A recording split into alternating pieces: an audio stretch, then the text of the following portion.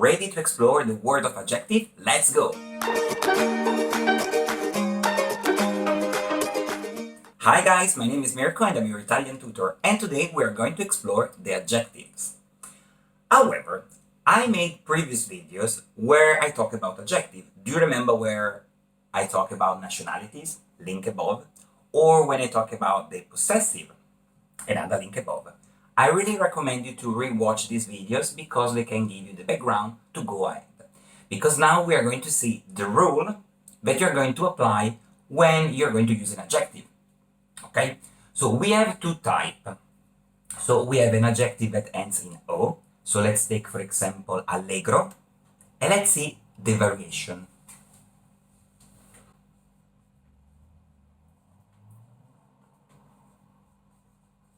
Okay, so this is our adjective, ends in O. So the plural of the masculine form, I'm going to add E.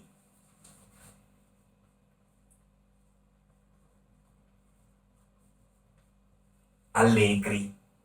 Feminine, I'm going to add A. Allegra.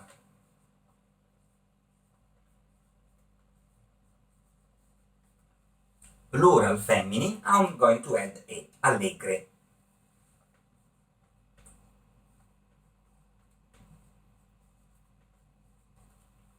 Okay? And then there is another type of adjective that ends in E. So for example, we can take the word inglese. So here, I'm going to have the masculine and the feminine that are going to be the same for the singular form. Inglese, for example, Maria è inglese, Mario è inglese. However, in the plural form, I'm going to drop the E, I'm going to add E. Let me write it down for you.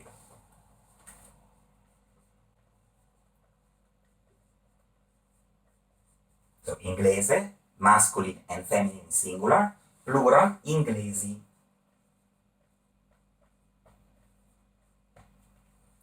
Gli studenti sono inglesi, le lavoratrici sono inglesi. Pretty easy, eh? Then, there are a class of adjectives that you're going to see that when they change from the singular to the plural form, they're going to change. I'm going to show you a slide with all these variations. Let's have a look.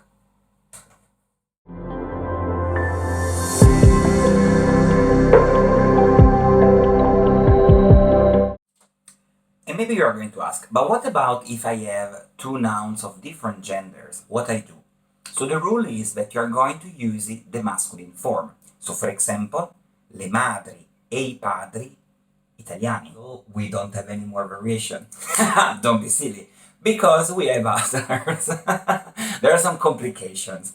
There are 4 adjectives in Italian, but they can change slightly according if the adjective is before the noun or after the noun. For example, bello, buono, santo, e grande. So if this adjective follow the noun, there is no change. However, they're going to respect the general rule for adjective that I explained you before. If they precede the noun, there are some variation. And now I'm going to show you a slide, at least you can have a look. And I really recommend you to rewatch the video about the defined article, because for example, bello, if precede a noun, is going to follow the same rule.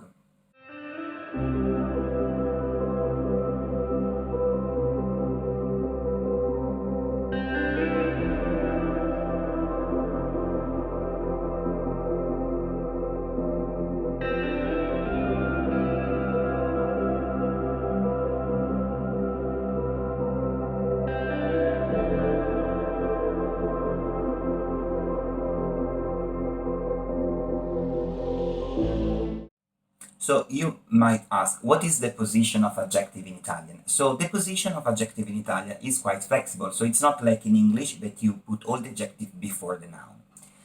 However, for example, if we are talking about adjective that describe qualities of the noun, usually they follow.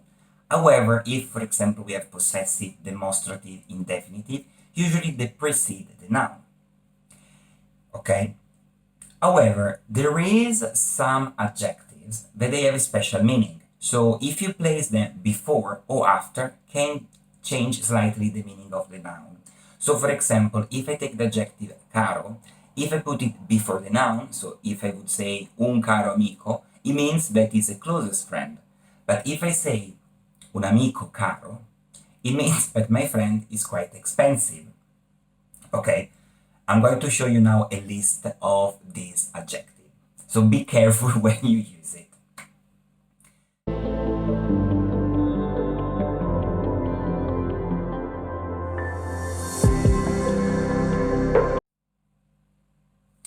I'm going to put in the comment section below an exercise. Please complete it. And in the next video, we are going to explore different type of adjective. For example, demonstrative and indefinitive. So please remember to study and do your homework. If you like the video, give me a thumbs up.